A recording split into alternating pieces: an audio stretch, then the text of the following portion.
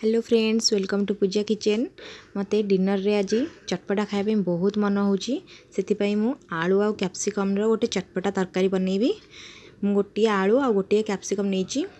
आलू आ कैप्सिकम रो साइज टिके बड़ बड़ थिला, एतपई मु गोटे गोटे नेची।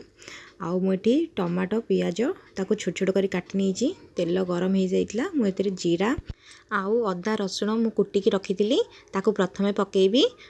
तापरे मु काटिथिबा पियाज को पकई देबी। टिके समय भाजी दबा, तापरे टमाटो पकई नबा। टमाटो को भी भलो भाबरे मिक्स करि नबा। एबे मु एथिरे गुंड मसला पकेइबी। हळदी गोटे चम्मच, धनिया गोटे चम्मच, चिकन मसला गोटे चम्मच, लंका गुंड गोटे चम्मच। याको भलो भाबरे मिक्स करि नबा। एबे एथिरे टिके लूण पकेइबा, लूण टेस्ट अनुसार। एबे मु कैप्सिकम पकई नेबी। याको पुनी भलो भाबरे मिक्स करि नबा। एबे मु एथिरे आलू पकेइबी। याको भी भलो भाबरे मिक्स करि नबा।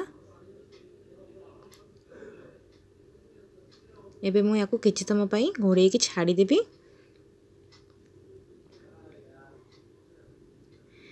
आलू आ कैप्सिकम रो पानी बाहरिलानी।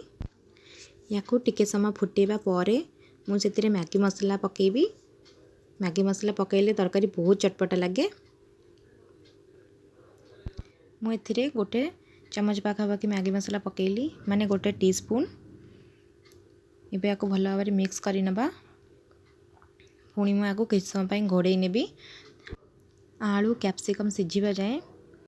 एबे तरकारी रो तेल बाहरी आसिलानी। आलू कैप्सिकम अल्प अल्प सिझी भी सारलानी। मु आउ 5 मिनिट पई घोड़े के छाड़ी देथिली। आम तरकारी एबे बहुत भलो भाबरे सिझी जाइची।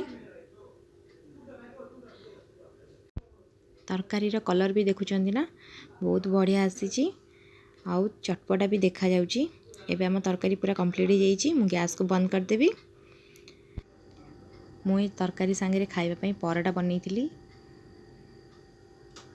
आउ पूर्वर जो अचार बनैथिली सी भी अल्प टिके नहीं जाइची।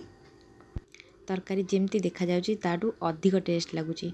मो चैनल को लाइक आउ सब्सक्राइब करिवे। Bye bye.